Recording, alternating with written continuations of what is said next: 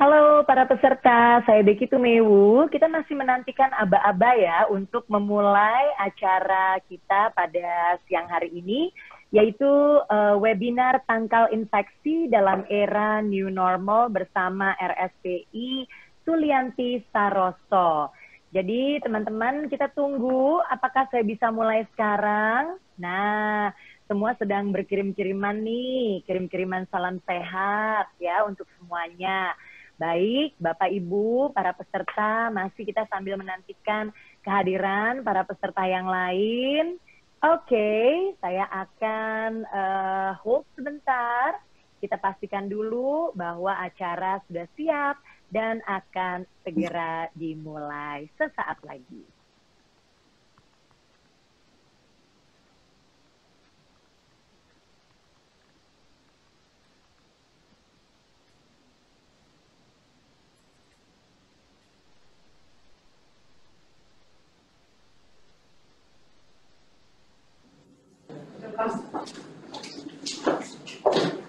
Aku just atau gitu aku nggak usah adjust gimana?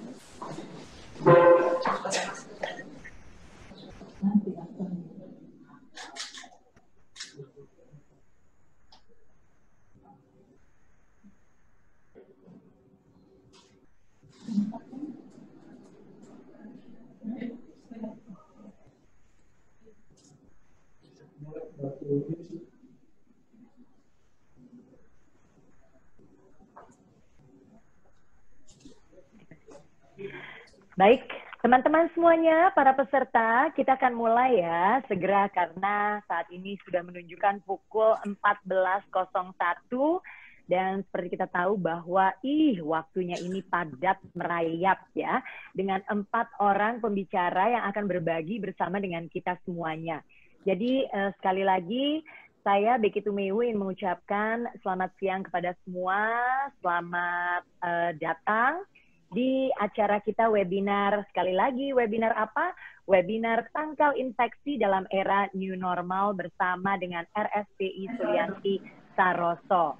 Nah, Bapak Ibu, teman-teman, para partisipan, saya yakin ini partisipannya datang dari berbagai kalangan ya. Jadi, kita akan nanti mendengarkan apa sih yang perlu kita perhatikan dalam masa-masa new normal ini. Nah, teman-teman, Bapak Ibu, para peserta webinar, saya sebelum kita mulai dengan nanti akan ada penyampaian dari Direktur Utama RSPI Sulianti Saroso, yaitu Bapak Dr. Muhammad Syahril, SPP MPH. Nah, saya akan terlebih dahulu membacakan sedikit atau mengingatkan mengenai tata laksana webinar ini. Yang pertama, Bapak Ibu, teman-teman, ya pokoknya tentukan atau kan pastikan ya bahwa signal Anda baik. Kemudian cari posisi yang nyaman dan aman dari gangguan-gangguan. Dan yang ketiga, harap Bapak Ibu boleh lihat ya mikrofonnya tolong di-mute terlebih dahulu. Karena nanti apalagi ya di saat para pembicaranya ambil posisi, nah kita semuanya yang bagian mendengar itu harus di-mute terlebih dahulu.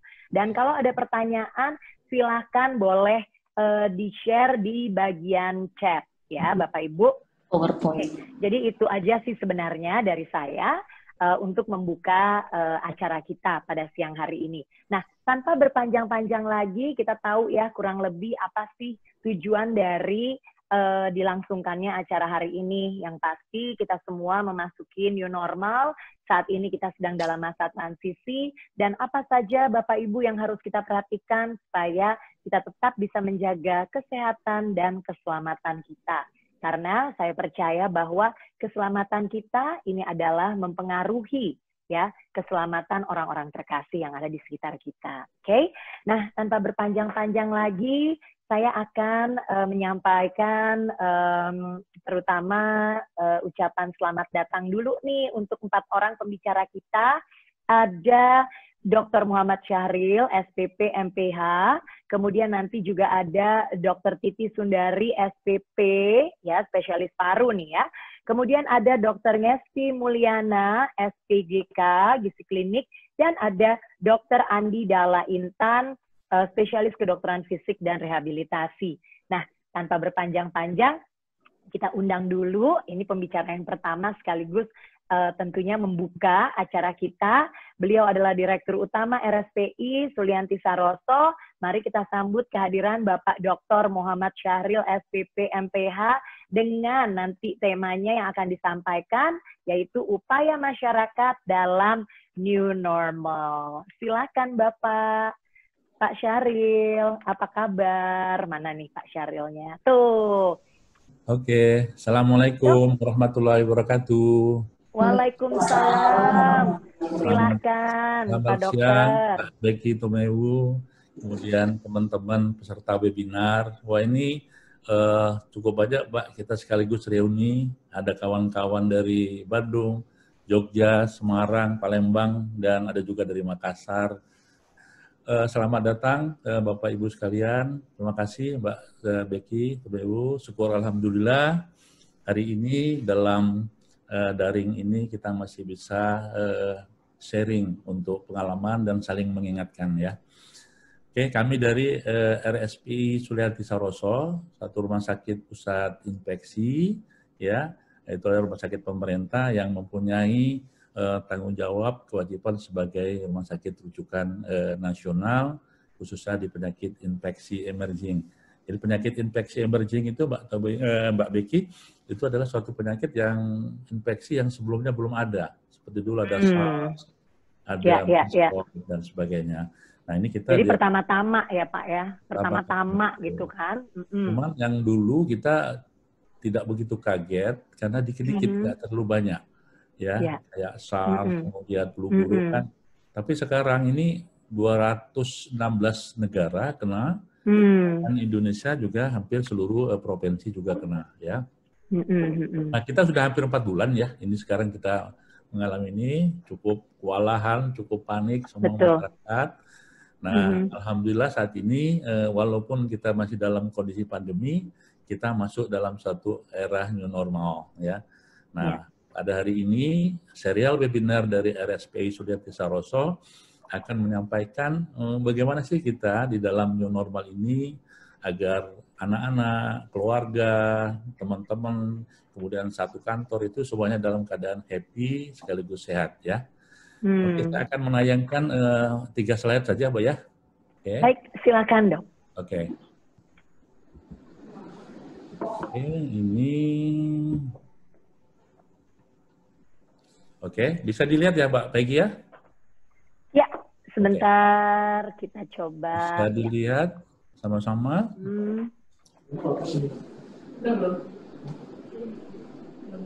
Oke, kelihatankah? Oke. Ya, ini dia, mulai tampil. Oke, hilang lagi. Memang inilah kita masuk. Jadi normal juga nih ya. 4 bulan, masuk bulan kelima ini, kita sudah terbiasa dengan suatu kondisi di mana kita dengan kebiasaan normal yang baru gitu ya. Betul. Sebetulnya sederhana, tujuannya adalah agar kita, kemudian keluarga kita, masyarakat semuanya terlindung dan kita bisa ikut memutus mata rantai penularan. Karena apa? Penularan COVID ini kan melalui orang ke orang. Jadi kalau masuk dalam istilah new normal, itu adalah adaptasi terhadap kebiasaan baru yang lebih sehat. Ya, akhirnya kita akan jadi budaya ini. Yang sebelumnya kita nggak biasa, maunya cuci tangan, nggak biasa pakai masker, nggak biasa buka. Nah sekarang karena kita tahu ini adalah salah satu upaya yang harus dilakukan oleh seluruh masyarakat, kita harus jadi budaya. Jadi ada istilahnya AKB, adaptasi kebiasaan baru ya. Jadi ini intinya kita menjadikan budaya. Lanjut slide berikut. Nah, ini satu slide yang ingin mengingatkan mengawali webinar ini. Jadi di new normal ini seluruh masyarakat atau kita semua harus paham ya Becky, kita masih kondisi pandemi. Jadi jangan dikira new normal COVID-nya hilang atau COVID-nya berkurang, tidak, masih ada di sekitar kita. Ya. Jadi kemarin kita PSBB ya, kemudian namanya dengan secara besar-besaran, menjaga jarak, kemudian dengan protokol-protokol kesehatan yang sangat ketat. Tetapi karena kita harus berlangsung kehidupan ekonomi, sosial, budaya dan sebagainya, maka seiring masih adanya pandemi, maka kita harus masuk dengan istilah new normal. Nah, artinya pandemi jalan, tapi kita harus melakukan protokol kesehatan yang sangat ketat agar dalam new normal ini kita bisa mengendalikan pandemi. Lanjut. Nah, sebetulnya sederhana hanya 3 ya Mbak Becky ya dalam protokol kesehatan di era new normal ini, yaitu cuci tangan, pakai masker, jaga jarak. Nah, sebelumnya kan kita nggak pernah tuh, jarang sekali pakai masker, jarang sekali cuci tangan. Sekarang kita ini. Nah, kalau boleh kami mengatakan, ini kita buat satu slogan Mbak Becky. Ya. Dan kita bersama, Indonesia cuma satu. Oke. Cuci tangan, pakai masker, jaga satu. Oke, wow, bagus juga tuh. Nah, gampang mengingatnya dan gampang dilaksanakan. Oke, lanjut satu slide lagi. Nah, tapi kita tidak cukup dengan Indonesia cuma satu tadi. Sebetulnya ada 5 nih. Nomor 1, PHBS itu, perilaku hidup sehat, bersih dan sehat. Nah, nanti akan disampaikan oleh narasumber yang lain. Ada Dokter Sundari, ada Dokter Ngesti, kemudian ada Dokter Adi Dalla. Artinya dalam kehidupan sehari-hari kita harus menjaga juga bagaimana perilaku hidup bersih dan sehat dan juga kesehatan yang berkala. Jadi tadi di situ ada bagaimana makan kita, nutrisi kita, kemudian bagaimana kita menggerakkan aktivitas fisik kita, dan semuanya nanti akan terjamin kesehatannya gitu Bapak ya. Jadi saya ulangi, dari di normal ini ada 3 tadi slogannya, Indonesia cuma satu, ditambah PHBS, ditambah pemeriksaan kesehatan secara berkala. Nah, yang 5 ini kita belum nih, pemeriksaan kesehatan. Oke, satu slide terakhir. Satu slide terakhir, boleh diteruskan? Nah, Mbak Becky sekedar mengingatkan, ini RSPI Sulianti Saroso, ini di Jakarta Utara, Sunter, ya. Nah, ini rumah sakit milik pemerintah mendapatkan tugas sebagai rujukan nasional untuk penyakit infeksi emerging. Nah, nanti ini adalah sebagian sudah jadi, tapi sebagian akan kita setting ke depan agar betul-betul Indonesia memiliki rumah sakit ini untuk menjadi garda terdepan ya, atau garda terakhir juga untuk menjaga bangsa Indonesia dalam kesehatan dan ketahanan kesehatan secara nasional. Saya kira demikian Mbak Becky pengantar saya. Terima kasih. Terima kasih Pak Syahril. Aduh, saya udah pernah loh Pak main ke rumah sakit ke RSPI Sulianti Saroso. Oke, nah jadi apa yang disampaikan oleh Pak Syahril tadi benar-benar singkat, padat dan jelas ya. Jadi memang kita ingat tuh ya, Indonesia cuma satu, cuci tangan, pakai masker, dan jaga jarak, ya kan? Nah, sementara dilengkapi dengan tadi PHBS dan juga pemeriksaan kesehatan secara berkala. Nah, itu yang sudah disampaikan oleh Pak Syahril dengan tentunya tema upaya masyarakat dalam new normal. Jelas ya teman-teman, sangat relate dengan apa yang kita jalani dalam keseharian kita. Oke, terima kasih Pak Syahril, dan Pak Syahril hebat banget loh. Beliau menyampaikan dalam waktu betul-betul jatah waktunya 10 menit. Jadi memang dalam kesempatan kali ini, karena kita punya para pembicara yang jempolan ya, dan memang ingin sharing hal yang penting, jadi masing-masing pembicara hanya dapat jatah 10 menit. Oke, nah berikutnya tanpa berpanjang-panjang lagi, nanti jatahnya kemakan sama saya ya. Oke. Kita panggilkan Dr. Titi Sundari, beliau adalah spesialis paru, betul ya Dr. Titi ya? Dan kali ini Dr. Titi akan bicara tentang tangkal infeksi di mana? Di tempat yang terdekat di dalam hidup kita, yaitu di rumah, betul ya? Baik, kalau begitu langsung saja silakan Dr. Titi, boleh dimulai presentasinya. Terima kasih Mbak Becky, selamat siang semuanya Bapak Ibu. Kita ketahui bahwa infeksi itu tidak hanya sekedar ada di rumah sakit ya, tetapi bisa juga di kantor, bisa juga di rumah. Nah, pada kesempatan kali ini saya Nama saya Titi Sundari, saya sebagai Ketua Komite PPI di Sulianti Saroso, ingin sharing, berbagi untuk bagaimana kita menangkal infeksi di rumah. Slide-nya.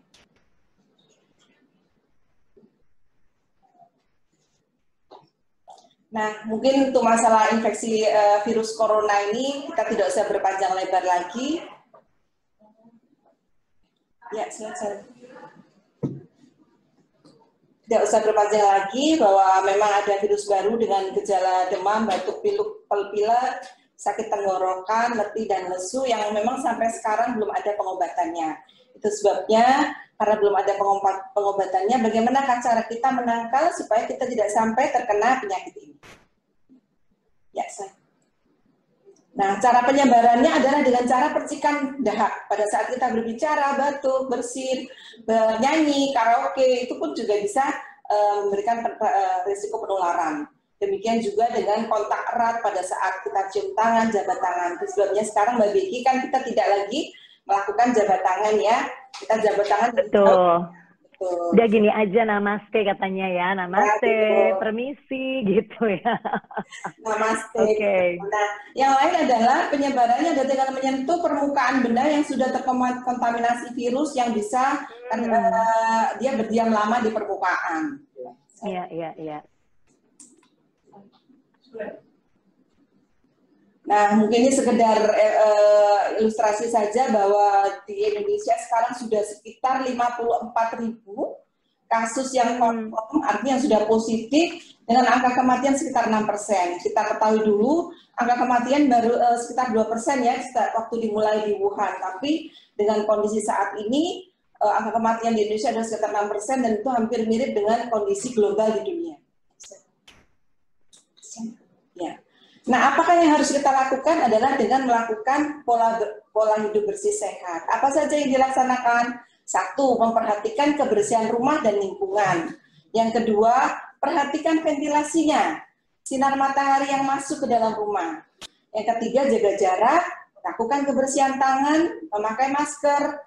Nah, untuk makanan sehat dan bergizi nanti akan diterangkan oleh saya Dr. Ngesti, dan untuk masalah rehab medik dan olahraga akan diterangkan oleh sejawat saya Dr. Dalla. Kebersihan rumah dan lingkungan, kita ketahui bahwa sangat penting kita membersihkan rumah.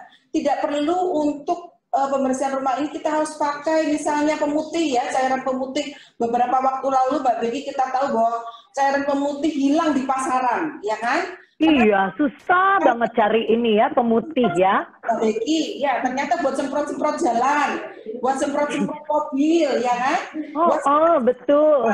Nah, untuk rumah sebetulnya kuman ini mati dengan air dan deterjen. Yang penting adalah kita lakukan lap permukaan dengan baik, dengan rata. Nah, apalagi yang semprot-semprot ke manusia itu tidak diperkenankan ya, karena cairan kimianya akan berbahaya bagi manusia. Jadi kita lakukan pembersihan tetap semuanya, pembersihan permukaan meja, pembersihan tempat tidur, jendela dan sebagainya seperti biasanya. Kita bisa pakai air dan deterjen. Tidak perlu harus memakai larutan pembersih seperti pemutih ya yang banyak di pasaran. Tetapi dalam kondisi ada pasien yang sakit di rumah dan dirawat di rumah, nah itulah baru kita lakukan. Tetapi kalau kita bisa lakukan dengan secara teratur, membersihkan debu, membersihkan permukaan dengan lap ya. Karena kalau disemprot itu permukaan yang tercapai tidak sampai bisa kena semuanya, ya. Betul, ya. Lanjut.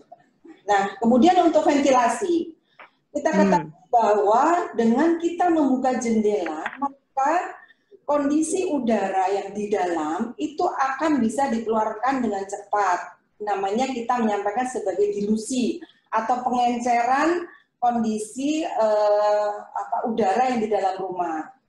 Dari penelitian, kita membuka jendela saja itu sudah bisa meningkatkan ventilasi kondisi rumah. Apalagi kita itu sebabnya untuk rumah-rumah yang kebetulan jendelanya kan kadang-kadang itu nggak ada atau jendelanya itu kurang. Nah, kita bisa membantu dengan membuka pintu seluas-luasnya.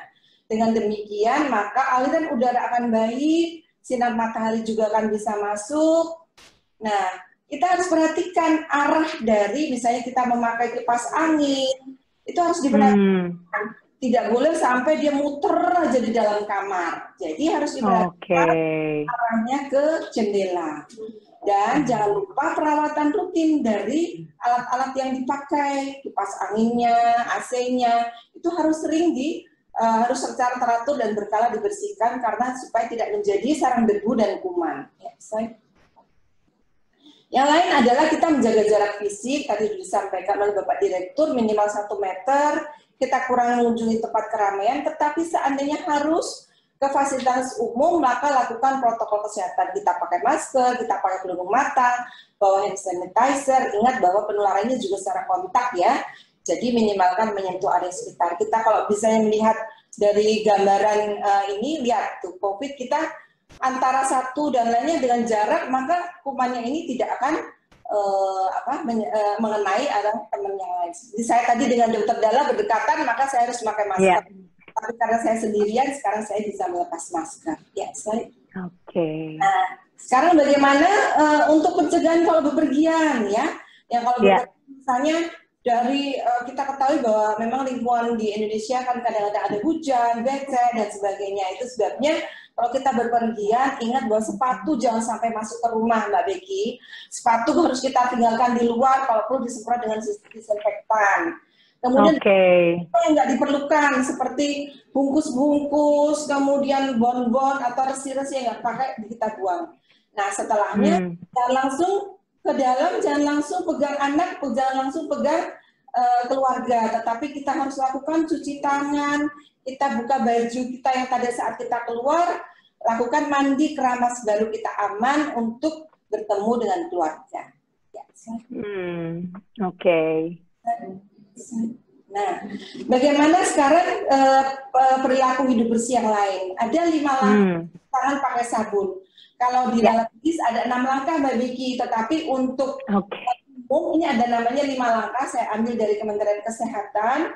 Yang penting adalah kita basahi seluruh tangan dan jangan lupa harus bisa mengenai telapak tangan, kemudian punggung tangan, sela-sela jari dan di bawah kuku. Nah setelahnya baru bilas dengan air bersih, kita keringkan tisu ataupun handuk. Nah kapan saja itu? Ya saya adalah pada saat misalnya kita setelah batuk bersin, ya membersihkan ingus, setelah kita dari kamar mandi, sebelum menyiapkan makanan, setelah memegang hewan, sebelum mengganti popok, ya, ataupun pada saat kita merawat keluarga yang sakit, misalnya kita sarung tangan setelah lepas sarung tangan kita juga harus lakukan kebersihan tangan, ya. Nah. Dulu pernah disampaikan bahwa masker itu hanya untuk orang sakit, tetapi pada bulan April WHO mengubah kebijakan soal masker bahwa semua harus memakai masker. Jadi masyarakat yang di luar itu bisa memakai masker kain, sementara untuk petugas medis bisa memakai masker bedah yang 3 lapis, ya seperti warna atau biru. Atau bisa memakai masker N95 pada kasus-kasus di mana menghadapi tindakan-tindakan yang menimbulkan aerosol. Jadi itu kita bisa N95. Jadi jangan masyarakat nanti pakai masker N95, nanti terlalu ketat malah tidak bisa bernapas. Nah, yang adalah kita jangan menyentuh masker ini di bagian depan, Mbak Becky. Kita sentuh iya bagian talinya saja. Ya, karena bagian adalah darah yang paling tercemar. Jangan menyentuh mata, wajah, mulut, dan hidung, dan cara melepas pun harus benar. Nah, sekarang bagaimana seandainya di rumah ada yang sakit? Kita ketahui bahwa ada orang-orang yang dirawat di rumah yang Mbak Becky, kadang-kadang mereka nggak ada gejala, misalnya dari rumah sakit menyampaikan bahwa oh ini bisa dirawat di rumah. Pada kondisi di mana ada keluarga yang sakit dirawat di rumah, maka yang dilakukan kita isolasi mandiri, bukan isolasi rumah ya Mbak Becky. Jadi namanya isolasi mandiri, self isolation. Artinya isolasi bukan home isolation. Kalau home isolation keliling aja di dalam rumahnya, ya. Kalau isolasi self isolation itu dia di kamar. batasi kontak Oh, lain ya. Kalau seperlunya aja keluar kamar, lakukan ya. jarak. Kenapa jaga jaraknya 1 meter adalah pada saat orang batuk dan bersin itu dropletnya atau percikannya akan jatuh dalam jarak 1 meter. Makanya kita menjaga jarak 1 meter. Kemudian pakai masker, cuci tangan dengan air dan sabun, mungkin sudah disampaikan tadi, pakai tisu jika batuk dan bersin. Dan yang penting adalah pisahkan alat makannya. Ya, kita pakai misalnya sholat, misalnya kita pakai mukena atau sajadah sendiri, makan alat makan sendiri, begitu untuk kalau keluarga yang sakit. Tetapi kalau di rumah tanpa ada yang sakit nggak masalah. Karena apa? Karena saat dibersihkan atau dicuci dengan air deterjen, kuman ini juga akan mati. Ya. Nah, untuk pembersihan kamar, untuk mereka yang sakit maka kita bisa pakai pemutih, ya, klorin namanya, ya, atau bisa pakai alkohol. Nah, ini memang untuk kasus-kasus mereka yang ada yang sakit. Jadi nggak benar kalau misalnya nggak ada yang sakit semuanya disemprotin, itu tidak benar karena perlu, ya, tidak perlu dan berlebihan. Jadi bersihkannya pun pada bagian yang sering disentuh, misalnya meja, pintu, handle-nya, ya, telepon disentuh. Nah, itu baru kita bersihkan dengan memakai larutan disinfektan, ya, bisa pakai 10%, ya, ataupun pakai cairan klorin, ya,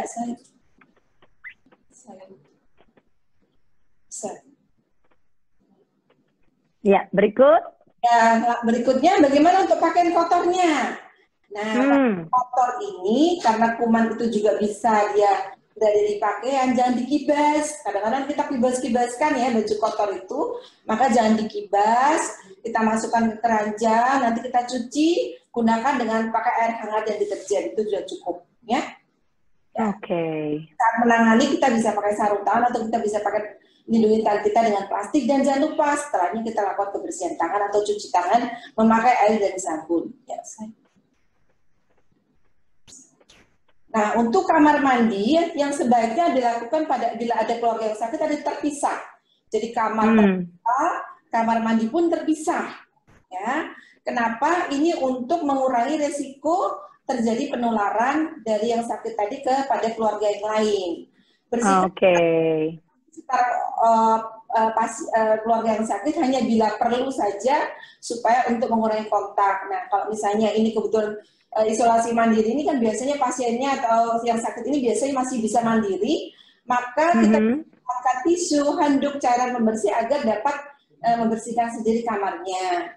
Nah, kalau seandainya terpaksa harus berbagi kamar mandi, ingat tadi bahwa penularannya ada dari percikan dahak dan sebagainya, maka yang sakit harusnya membuang dahaknya nggak boleh sembarangan, Mbak Becky. Kita harus mereka membuang bahan dahaknya langsung di toilet dan langsung diguyur. Nah, memakai masker, tapi seandainya mandi, maka dia bisa lepas maskernya. Nah, kalau kita tidak memungkinkan untuk memakai kamar mandi terpisah, maka beri jeda untuk yang berikutnya untuk membersihkan. Karena supaya kamar mandi tadi bisa disedot keluar dulu supaya lebih aman bagi keluarga yang lain berikutnya yang masuk. Ya.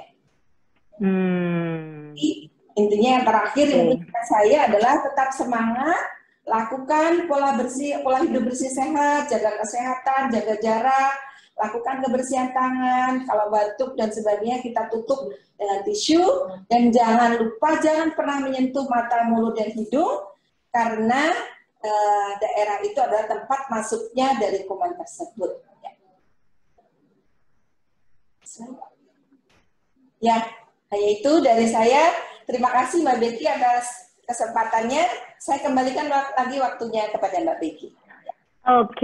Terima kasih Dokter Titi yang sudah berbagi. Jadi Dokter Titi tadi sebenarnya apa yang disampaikan Dokter Titi itu mestinya udah kita lakukan bahkan dari sebelum ada si pandemi ini, ya, dalam arti betul-betul menjaga sebagian besar lah, ya, menjaga kebersihan dan kesehatan di rumah kita masing-masing.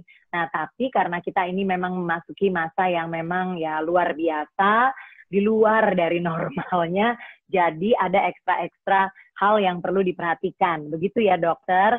Oke, terima kasih. Oke, terima kasih dokter Titi. Jadi kalau dokter Titi tadi udah berbagi tentang tangkal infeksi di rumah, nah sekarang saya akan berlanjut kepada pembicara berikutnya. Kali ini pembicaranya adalah Dr. Ngesti Mulyana. Nah, Dr. Ngesti Mulyana akan berbicara dari sisi nutrisi. Jadi memang temanya adalah nutrisi untuk tangkal infeksi. Kita mesti strong ya, Dok ya. Iya, Oke, betul. kita nggak berpanjang-panjang lagi.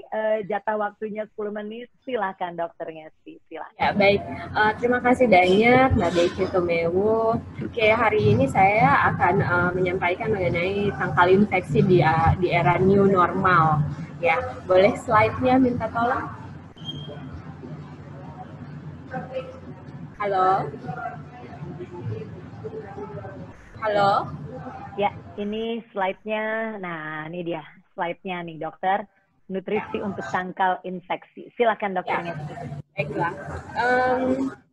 Di era new normal seperti ini, imunitas itu tentu saja dipengaruhi banyak sekali karena faktor nutrisi. Nah, yang pertama ini kalau misalnya kita kurang gizi, malnutrisi, tentunya kalau kita kurang gizi, ini pertahanan tubuh kita jadi lemah. Otomatis dong, mudah terkena infeksi. Nah, jangan kalau misalnya saya nggak malnutrisi, saya kelebihan berat badan atau kegemukan, ini juga sama saja. Ternyata dengan kegemukan, dengan kelebihan berat badan, ini peradangan juga akan jadi berlebihan. Jadi sehingga rentan infeksi juga. Dan ternyata kegemukan atau kelebihan berat badan ini, indeks massa tubuhnya di atas normal, ini lebih beresiko untuk komplikasi dan ada penyakit-penyakit lainnya yang menyertai. Nah, seperti yang kita tahu kalau misalnya kita lihat faktor komorbid atau faktor yang mempengaruhi keparahan penyakit coronavirus ini adalah misalnya diabetes mellitus, sakit jantung, terus kemudian juga kegemukan. Nah, oke. Selanjutnya,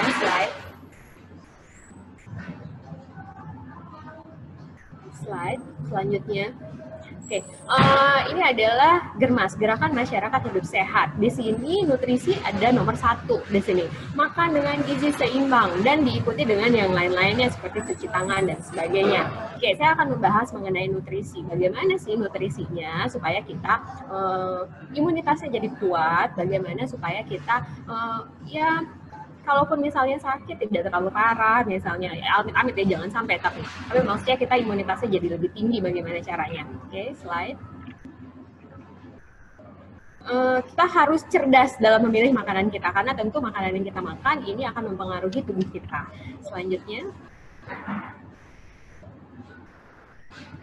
Nah, ini ada advice atau ada saran dari WHO. Di sini dia bilang harus makan seimbang, sama seperti GERMAS yang tadi.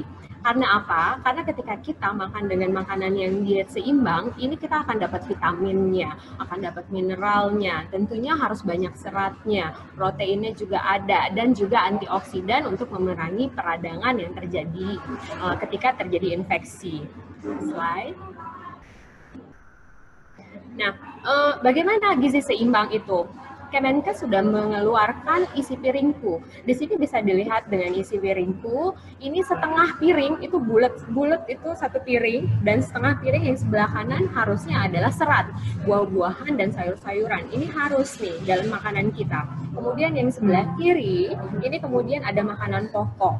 Makanan pokok itu bisa nasi misalnya, bisa kentang, bisa roti, bisa dan lain sebagainya. Dan usahakan makanan pokok ini ada seratnya juga, sehingga kita dapat tambahan serat. Kemudian baru lauk pauk. Nah, untuk lauk pauk ini bisa hewani ataupun bisa protein nabati. Nah, tapinya tentunya yang disarankan adalah yang rendah lemak. Jadi kalau misalnya saya makan ayam yang nggak pakai kulitnya misalnya, atau saya makan daging yang rendah lemak gitu. Nah, ini sesuai dengan World Health Organization atau WHO. Di sini dia bilang bahwa kita dalam satu hari daily, itu berarti satu hari itu harus makan 4 serving atau 4 saji buah dan 5 saji sayur-sayuran. Kemudian untuk daging ini daging merah adalah 1 sampai dengan 2 kali per minggu, dan seperti ayam gitu ini 2 sampai dengan 3 kali per minggu. Ini sama dengan yang dikeluarkan dari Kemenkes. Nah, ini sebagai acuan untuk kita bagaimana kita memilih makanan yang seimbang. Baik, slide. Nah, yang harus diperhatikan adalah konsumsilah lemak yang baik. Kalau tadi saya sudah bilang protein, karbohidrat dengan dari makanan pokok. Untuk lemak, boleh konsumsi lemak, tapi lemak yang baik. Lemak yang baik, makan lebih banyak lemak yang tidak jenuh. Nah, untuk lemak tidak jenuh ini ada contohnya di sini. Bisa ikan salmon misalnya, ikan tongkol, ikan kembung, banyak. Kita banyak sekali ikan-ikanan ya. Ini tentunya ada lemaknya, tapi lemaknya lemak baik. Alpukat juga sumber lemak tidak jenuh yang baik, kacang-kacangan, minyaknya diganti dengan misalnya minyak zaitun, minyak kedelai, atau dengan minyak jagung. Nah, yang harus kita kurangi adalah lemak jenuh. Lemak jenuh ini yang berbahaya untuk tubuh kita.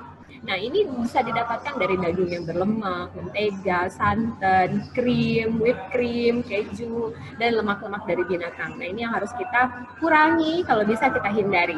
Nah, untuk lemak trans, ini tentunya harus dihindarin, karena ini yang akan meningkatkan kolesterol, meningkatkan resiko penyakit jantung dan pembuluh darah. Di sini lemak trans itu paling banyak ada di makanan yang diproses. Nah, makanan siap saji terutama, pasti ada banyak sekali lemak transnya. Camilan, misalnya keripik kentang misalnya, atau biskuit-biskuit, dan makanan yang digoreng. Ini sudah pasti lemak transnya itu banyak, sehingga ini harus dihindarin untuk meningkatkan imunitas kita. Baik, slide. Nah, jangan lupa harus ada vitamin dan mineral, karena vitamin dan mineral ini juga membantu tubuh kita untuk meningkatkan imunitas. Tapi vitamin dan mineral ini tidak harus selalu suplementasi, karena orang kalau berpikir vitamin mineral harusnya suplementasi, karena sebenarnya yang kita butuhkan untuk memenuhi angka kecukupan gizi, vitamin dan mineral ini memang tidak terlalu banyak. Dan kalau makanan kita bervariasi, ini bisa didapatkan dari makanan sehari-hari. Nah, beberapa vitamin dan mineral yang memang berguna untuk meningkatkan imunitas adalah vitamin A, vitamin B6, B12, vitamin C tentunya kita tahu semua, vitamin D, ya, terus kemudian vitamin E. Untuk mineral bisa zinc atau seng, bisa zat besi, tembaga, selenium. Ini semuanya ada sebenarnya di dalam bahan makanan yang kita makan. Nah, oke, baik, slide. Yang lainnya adalah kita harus mengurangi konsumsi garam dan gula. Untuk konsumsi garam, ini dalam satu hari, ini dibatasi 5 gram per hari. 5 gram itu kurang lebih adalah 1 sendok teh untuk harian, 1 hari. Jadi bukan 1 kali makan. Nah, ini harusnya dijatah. Nah, kemudian hindari camilan atau snack yang tinggi garam dan gula.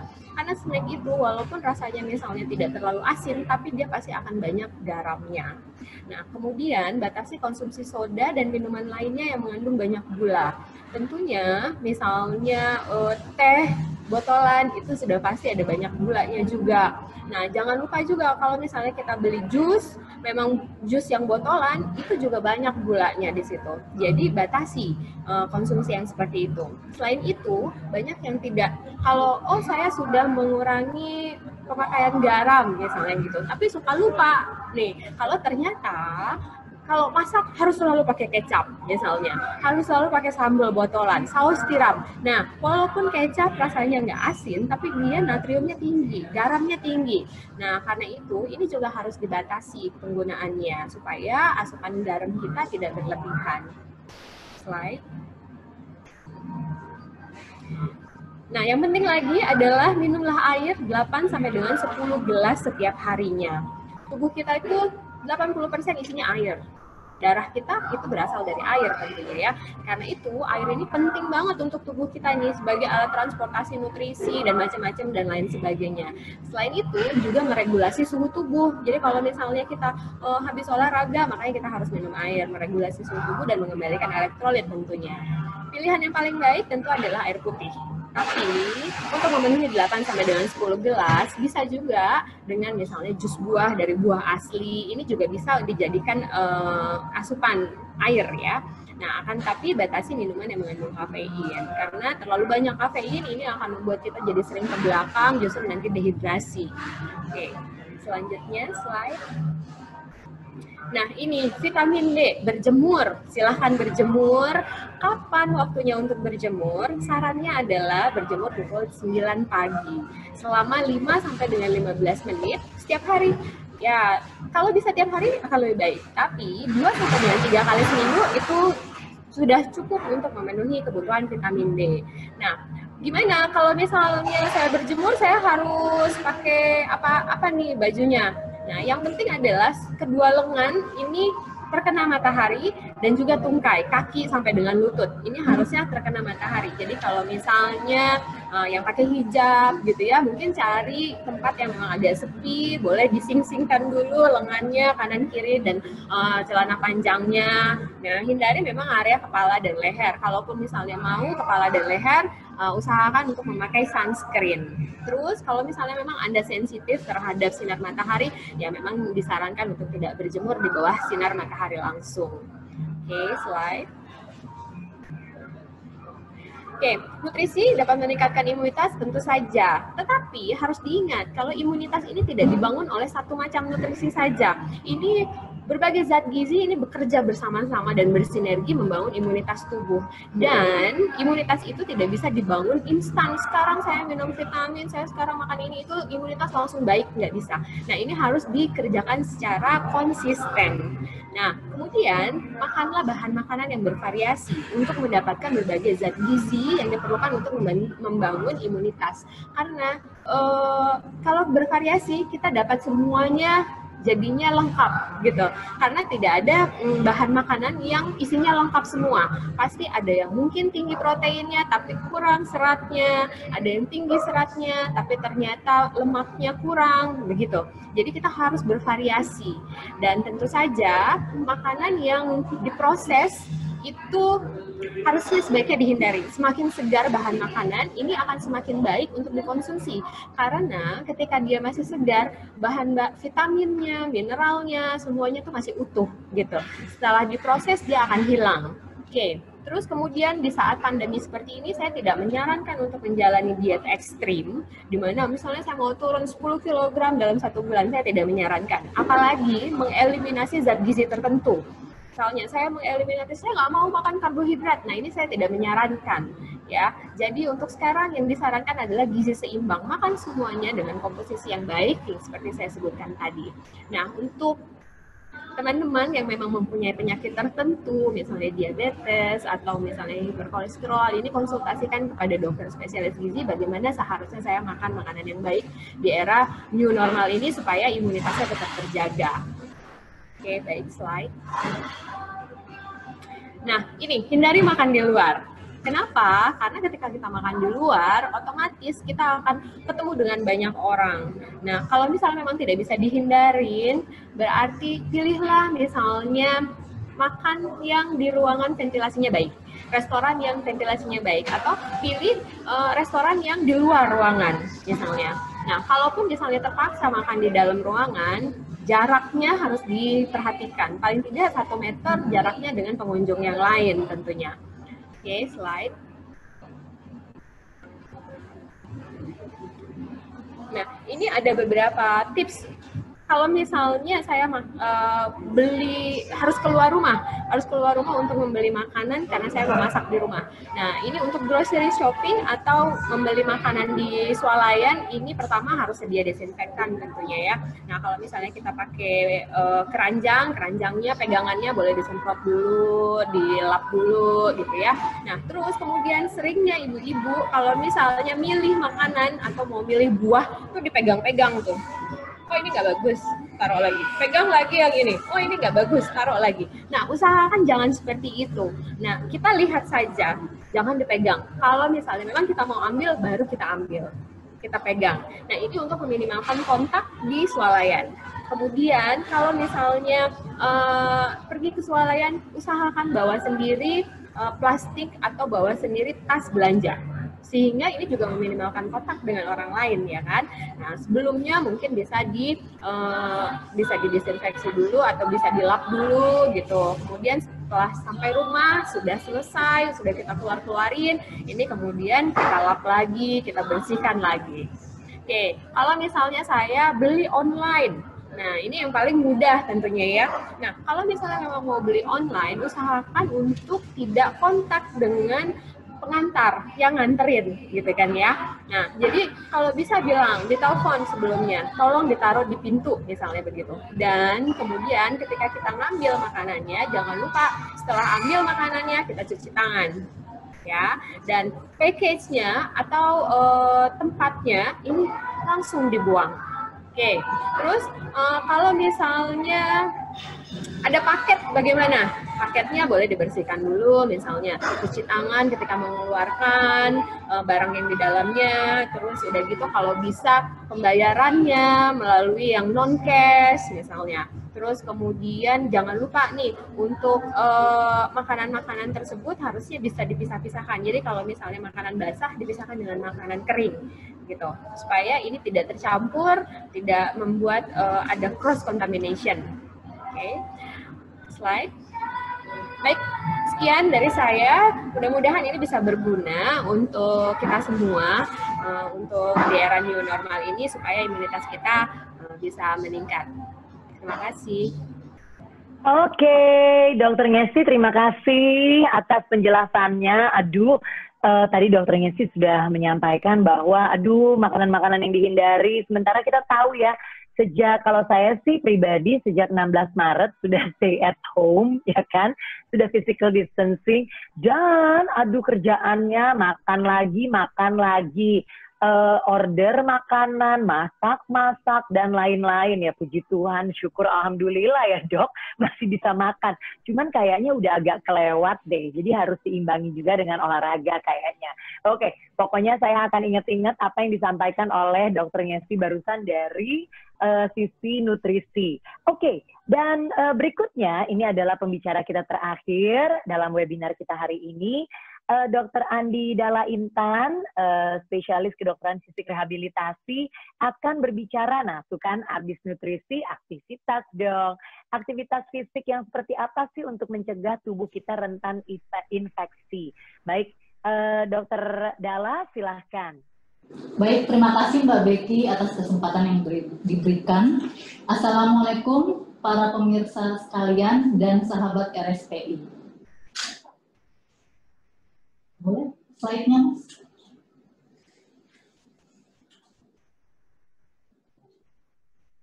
Baik. Saya akan dan kita siapkan nih ya slide-nya ya. Oke. Aktivitas fisik di rumah sebagai pencegah munculnya infeksi. Saya Dr. Dalla Intan, SMF Rehabilitasi Medik RSPI Sulianti Saroso. Baik, apa sih sehat itu? Sehat ternyata sehat fisik, sehat mental, sehat sosial, yang kesemuanya ini akan membuat kualitas hidup kita semakin membaik. Munculnya patogen seperti virus atau bakteri yang akan masuk menyerang jiwa dan raga kita apabila imunitas kita tidak terjaga. Imunitas atau yang kita kenal daya tahan tubuh, bila baik, maka risiko infeksi rendah. Bila menurun, sebaliknya, maka risiko infeksi akan meningkat, sehingga kita diharapkan selalu menjaga imunitas kita terjaga dalam keadaan baik. Caranya, pertama, tidur yang berkualitas dan cukup. Tidak sering terbangun di malam hari. Selanjutnya, nutrisi yang adekuat dan seimbang, seperti kata Dr. Ngesti tadi, lalu manage dan kelola stres. Dan satu lagi, aktivitas fisik yang adekuat untuk meningkatkan imunitas kita. Apa sih aktivitas fisik itu? Ternyata aktivitas fisik itu merupakan pergerakan tubuh yang disebabkan oleh otot dan tulang tubuh yang menyebabkan pengeluaran energi. Apa saja? Pekerjaan, exercise atau olahraga, dan aktivitas selama di rumah. Dari rekomendasi ilmiah mengenai exercise, seperti dari WHO dan lainnya, mengatakan bahwa 150 menit per minggu pada intensitas sedang dan atau 75 menit per minggu pada intensitas tinggi, maka kami merekomendasikan hal tersebut akan meningkatkan imunitas sel-sel imun kita menjadi terstimulasi. Maka kami merekomendasikan frekuensi exercise yaitu 3-5 kali seminggu, intensitas sedang dengan durasi 30 menit dengan tipe kombinasi fleksibilitas, penguatan otot, hingga kebugaran jantung dan paru. Tentunya jangan lupa toleransi dan waktunya durasi bertahap. Nah, dari cerita grafik ini kita bisa lihat bahwa exercise dengan intensitas sedang yang memakai otot-otot besar pada tubuh akan mengurangi risiko infeksi pada saluran nafas ataupun pada organ lainnya. Sedangkan pada kondisi yang over exercise dapat meningkatkan risiko infeksi. Namun pada populasi yang sudah terbiasa dengan intensitas tinggi seperti pada atlet, risiko infeksi itu dia akan berkurang. Exercise yang bagaimana sih yang boleh kita lakukan di rumah? Boleh dengan menggunakan treadmill, dengan static cycle, yoga, pilates, zumba yang memang memiliki komponen fleksibilitas, ataupun latihan penguatan otot manual. Namun ingat, pesan kami adalah toleransi, di mana toleransi itu adalah nadi tidak meningkat banyak dari nadi awal, rasa sesak tidak ada, dan lelah dalam batas ringan. Jadi tidak boleh over exercise ya. Nah, ternyata aktivitas sehari-hari seperti berkebun, aktivitas ibu rumah tangga seperti menyapu dan mengepel, ataupun bermain bersama anak dalam durasi waktu selama 30 menit sampai 1 jam ternyata setara dengan intensitas sedang exercise. Dan kegiatan aktivitas sehari-hari ini sudah mencakup komponen fleksibilitas hingga kebugaran jantung dan paru. Sehingga jangan lupa rekomendasi kami, aktivitas sehari-hari 30 menit minimal sampai 1 jam itu sudah cukup sebagai intensitas sedang dan menstimulasi sel-sel imun tubuh kita. Nah, ternyata dari gambar ini, orang berjalan dengan memakai telepon, ternyata itu bukan termasuk aktivitas exercise ya. Nah, lakukanlah berjalan di sekitar area rumah, tentunya dengan protokol kesehatan yang sudah dijelaskan tadi oleh Dr. Titi, dan pastikan jarak 1 meter bila di luar rumah. Satu lagi, dalam posisi berdiri, pada teman-teman sekalian, pada pemirsa yang masih partial work from home, intervensi kegiatan duduk dan berbaring setiap 30 menit, sehingga kita tidak jatuh dalam aktivitas sedentary atau yang biasa disebut kaum rebahan di rumah. Oke. Bila yang masih melakukan hal tersebut, maka lakukanlah intervensi setiap 30 menit tersebut. Jangan lupa modifikasi tempat kerja kita di rumah dan sesekali melakukan gerakan, melakukan kerjaan tersebut dalam posisi berdiri seperti di layar kita saat ini. Nah, RSPI Sulianti Saroso sudah sejak awal membuat video edukasi untuk exercise ringan pada pasien-pasien yang dilakukan perawatan isolasi ketat di rumah sakit kami. Ternyata ini juga dapat kita berikan pada kaum rebahan di rumah atau pemirsa sekalian yang ternyata aktivitasnya adalah aktivitas sedentary. Sehingga kita dapat memulai exercise tersebut mulai dari exercise ringan, tidak langsung Nah, boleh nanti bisa di-download atau bisa dilihat lebih lanjut di link YouTube kami dan di IG RSPI Sulianti Saroso. Karena exercise itu adalah bagian dari pengobatan atau sebagai tahapan rehabilitasi untuk meningkatkan imunitas atau daya tahan tubuh, maka lakukanlah secara teratur. Baik, terima kasih. Saya kembalikan kepada moderator Mbak Becky, silakan. Baik, terima kasih Dr. Dalla. Thank you so much. Jadi berdasarkan apa yang disampaikan tadi oleh Dr. Dalla ya, sudah sangat jelas bahwa jangan sampai di masa-masa sekarang ini kita terjebak dalam situasi hanya duduk, hanya berbaring gitu ya. Jadi Dr. Dalla tadi yang saya ingat banget, harus ada intervensi kegiatan duduk dan berbaring. Ya, setiap 30 menit sekali mesti diingetin kalau lagi duduk 30 menit, bangun, bergerak gitu ya. Rebahan enak-enak, bangun, bergerak gitu ya Dr. Dalla ya. Oke, jadi bisa disampaikan di sini bahwa semuanya para pembicara pasti setuju kalau memang ini adalah momen di mana kita harus menggabungkan semuanya. Kita harus lebih peka terhadap kebersihan dan gaya hidup di sekitar kita. Kemudian kita harus jaga nutrisi dengan baik. Kita harus jaga kebersihan di rumah ya dan di luar rumah. Dan juga kita harus mengimbangi aktivitas kita. Jadi perlu ada exercise-nya. Seringan-ringannya yang penting exercise. Nah, teman-teman, para peserta, karena ini kan agak sempit ya waktunya, tetapi saya akan berikan kesempatan.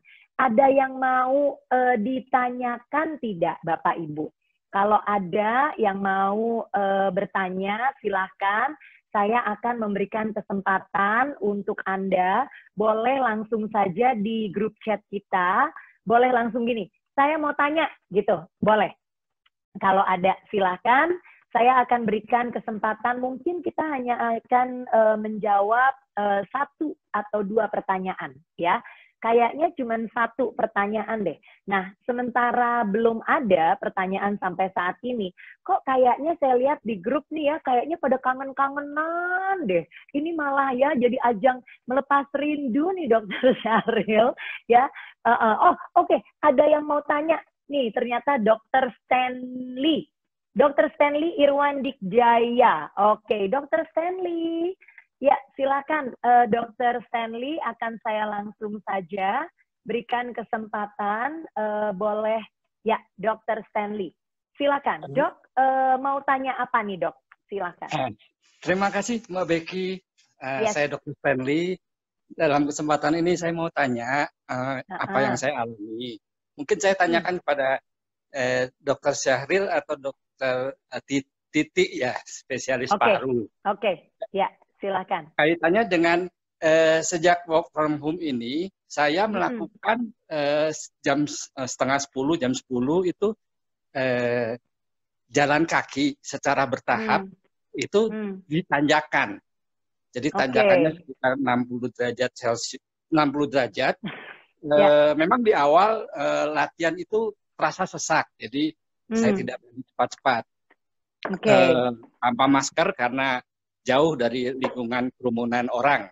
Jadi dari keramaian ya Dok ya. Dari orang penduduk sekitarnya, jadi di perkampungan, di perbukitan. Makin lama makin terasa ringan, dan itu manfaat yang saya rasakan adalah nafas saya lebih panjang dan lebih dalam.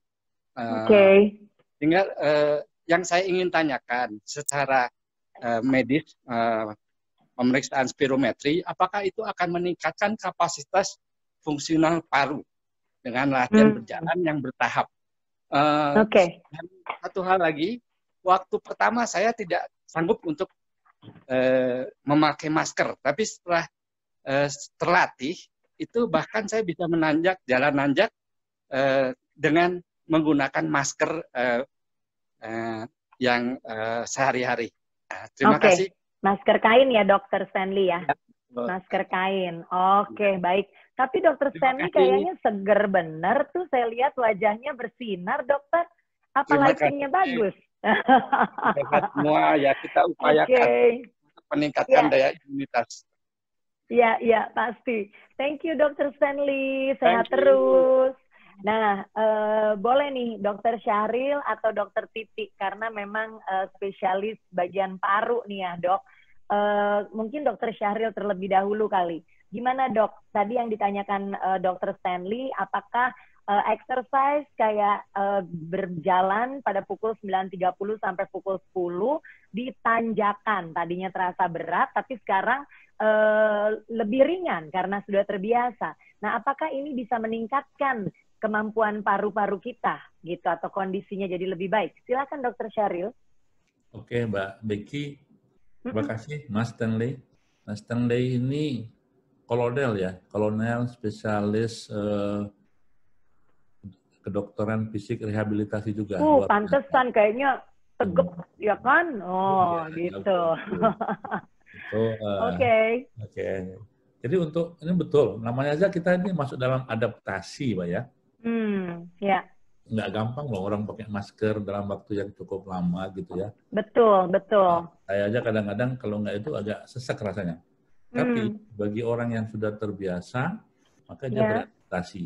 Jadi apa yang disampaikan oleh Dr. Stanley tadi, pakai masker, saya kira sama. Artinya untuk kita sudah beradaptasi akan terlalu penyesuaian. Nah, yang pertama tadi masalah menanjak tadi. Jadi memang betul. Pertama kalau kita akan olahraga atau exercise yang naik menanjak, apakah naik tangga atau naik gunung gitu, Pak ya. Maka kita harus tahu dulu kita punya comorbid atau tidak.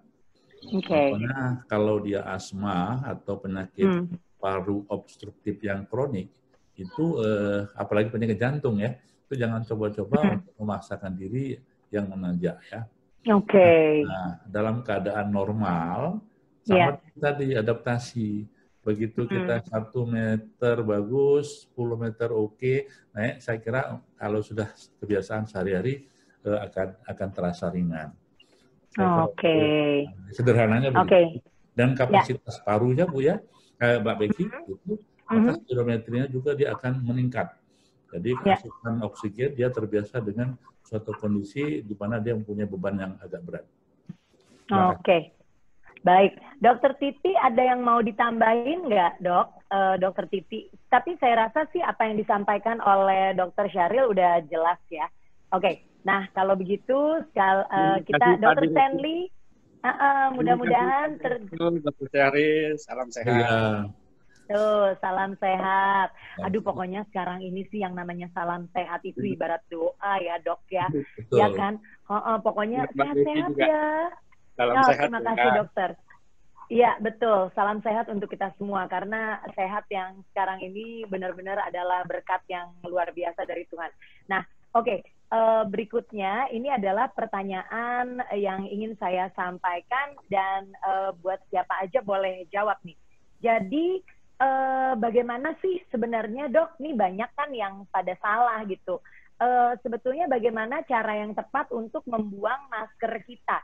Nah, kayaknya ini saya akan tanya kepada Dokter Titi deh. Dokter Titi Sundari, karena tadi kan Dokter Titi yang ngajarin kalau bersihin kamar mandi, ini, itu, gitu ya. Nah, Dok, sebenarnya kalau buang masker tuh gimana? Ada yang bilang mesti digunting-gunting supaya nggak disalahgunakan dan lain-lain. Silakan, Dokter Titi, untuk menjawab. Ya, baik, terima kasih Mbak Becky. Memang ini ya, Dokter. Saya jawab dulu dari masker kain ya Mbak Becky. Ya, kalau ini untuk membersihkan masker kain atau untuk membersihkan masker bedah? Membuka masker kain sama kalau pakai yang dibuang tuh, Dok. Jadi lengkap. Baik. Memang sudah menjadi bukan rahasia bahwa ternyata banyak sekali mereka yang memulung masker-masker yang seperti ini ya Mbak Becky. Kalau kami di rumah sakit memang tidak memikirkan harus menggunting-gunting karena memang tidak ada bagian yang akan mengurusi masker kami. Kami kebetulan ada insinerator yang harus dibakar untuk sampah-sampah medis yang seperti itu. Tetapi apabila ini dirumahkan, memang kita bukanya dari tali dulu, ya jangan menekan bagian depan, dan sebaiknya memang seperti itu digunting saja supaya tidak dipakai ulang. begitu. Oke, ya. Karena kalau tidak, kadang-kadang kondisi masker ini kan kadang masih bagus. Memang kita bisa menggantinya setiap 4 jam atau kondisi pada saat sudah basah atau kotor. Tapi kadang-kadang masih bagus. Nah ini untuk orang-orang yang kurang bertanggung jawab, akhirnya didaur ulang begitu, Mbak Becky. Oke, Dok. Jadi pokoknya yang penting kita bukanya benar, kemudian jangan sampai gara-gara kita mau mencegah masker dipakai orang, malah kita yang jadi terpapar dengan bahaya ya, Dok ya? Iya, betul. Jadi tetap harus berhati-hati. Oke, terima kasih Dokter atas jawabannya. Nah, kemudian ini pertanyaan terakhir. Sepertinya kepada Dokter Dalla deh. Dokter Dalla, jadi sebetulnya apa yang harus kita waspadai nih? Kan ada yang bilang, wah biar bagaimanapun kita tetap harus olahraga, tetap harus bergerak. Tapi kapan kita harus menyadari bahwa, aduh jangan olahraga, istirahat dulu deh. Misalnya kayaknya badan lemes-lemes, atau misalnya kok kayak mau flu, kok ada sumeng-sumeng. Nah itu tuh gimana Dokter Dalla? Karena kan dikatakan ada orang-orang yang justru, aduh nggak enak badan nih, olahragain deh, gitu kan? Pasti lebih seger nih. Ya kan? Tapi kan itu bukan berarti tindakan yang tepat. Silakan Dokter Dalla. Ya, baik. Terima kasih Mbak Becky. Jadi sebenarnya walaupun kita mengalami contoh mungkin kayak flu berat ya Mbak Becky, di mana kita merasa badan tuh rontok gitu, terus rasa lelah atau pegal menyeluruh pada badan gitu. Nah, intinya adalah kita menghindari adanya imobilisasi atau sama sekali tidak melakukan gerakan. Jadi tidur itu penting. Bersih yang kita lakukan yang selama ini kita tidak lakukan, cukup malam hari 6-8 jam dan tetap beraktivitas biasa. Misal nih kita memang tidak pergi ke kantor atau dia tidak pergi bekerja ke kantor karena harus istirahat dulu di rumah, boleh, namun tetap melakukan aktivitas sehari-hari yang mana tetap ada komponen melakukan lingkup gerak bergeraknya sendi kita, tapi sampai kelelahan seperti itu. Mungkin itu singkat cerita. Oke, jadi yang penting kayak Dokter Stanley tadi juga sampaikan ya, olahraga pertama terasa berat, nah mesti jaga-jaga kali itu ya kan. Ternyata setelah biasa udah nggak berat lagi, oh berarti tubuh kita memang sebenarnya kuat dan tengah menyesuaikan diri. Tapi harap diingat yang disampaikan oleh Dokter Dalla bahwa tetap ya kita nggak boleh memaksakan diri kita. Baik, nah teman-teman, para partisipan, para peserta, Bapak dan Ibu, sepertinya kita sampai di penghujung dari pertemuan kita hari ini. Aduh, luar biasa pertemuan yang sangat informatif dan padat. Boleh dong kita tepuk tangan masing-masing di rumah saja, ya. Sekaligus juga untuk memberikan semangat buat kita semua. Dan Bapak Ibu, pastinya saya ingin mengucapkan terima kasih untuk informasi yang sangat berguna yang telah disampaikan oleh Dr. Muhammad Syahril, Dr. Titis Sundari, Dr. Ngesti Mulyana, dan Dr. Andi Dalla Intan. Dan pastinya informasi ini sangat bisa kita gunakan, aplikasikan dalam keseharian kita. Jadi kalau sebagai moderator, saya boleh simpulkan yang penting memasuki masa normal baru atau kebiasaan baru saat ini, supaya kita tetap bisa selamat dan aman. Jangan sampai luput untuk melakukan PHBS. Kemudian rajin-rajinlah cuci tangan, pakai masker biar aman ya. Kemudian jaga jarak, jangan nempel-nempel, nggak perlu lagi cipika-cipiki, oke? Dan secara teratur memeriksakan kesehatan kita. Nah, tentu dari segi kebersihan dan nutrisi dan juga aktivitas, tetap biasakan diri kita untuk tetap bergerak, punya kegiatan olahraga yang ringan-ringan, yang penting kita tetap sehat. Nah, setelah ini kita akan berfoto bersama ya. Bukan berarti kita nggak foto ya. Dan untuk yang belum dapat menyaksikan acara ini secara secara komplit ya. Misalnya tadi datangnya telat, silakan loh boleh menonton kembali atau memang suka aja pengen nonton lagi ya, silakan bisa dilihat di channel YouTube RSPI Sulianti Saroso. Oke, nah baik Bapak Ibu, mari kita siap-siap semuanya berfoto ya, pokoknya ntar dipotretin nih sama host kita. Yang penting Anda tinggal memberikan senyum yang termanis. Maaf yang pakai masker ya, harus lebih ekspresif matanya supaya ketahuan lagi senyum. Yuk kita senyum. 1, 2, 3. Sekali lagi 1, 2, 3. Sekali lagi 1, 2, 3. Soalnya ini kan pesertanya banyak, jadi fotonya berkali-kali. 1, 2, 3. Oke, kayaknya cukup nih ya. Oke, tepuk tangan buat semuanya. Terima kasih banget ya buat RSPI Sulianti Saroso. Ini adalah aktivitas webinar yang sungguh luar biasa, pastinya memberikan masukan yang sangat baik dan seperti mengingatkan kita masing-masing untuk tetap menjaga keselamatan. Jadi untuk Bapak Ibu, dokter, petugas kesehatan, dan semuanya yang ada di acara webinar kita, saya ingin mengucapkan selamat bertugas, selalu semangat, dan tetap sehat, biar Tuhan memberkati dan melindungi Bapak Ibu semua. Karena apa yang Anda lakukan semua begitu mulia. Terima kasih. Dan untuk teman-teman ya, awam seperti saya, ayo kita bantu tugas dari para dokter, para perawat, petugas kesehatan, supaya apa? Supaya kita semuanya bisa menjaga keselamatan masing-masing, bertanggung jawab, nggak usah rame-rame kerumunan, olahraga di rumah aja. Kalau nggak perlu-perlu ya, awas pada nakal nanti ya, ditangkap Kamtib. Oh, udah nggak zaman ya. Oke, baiklah. Terima kasih, saya Becky Tumewu, undur diri. Sampai jumpa lagi di webinar series selanjutnya. Salam. Thank you Bapak Ibu. Bye. Bye dokter. Terima kasih.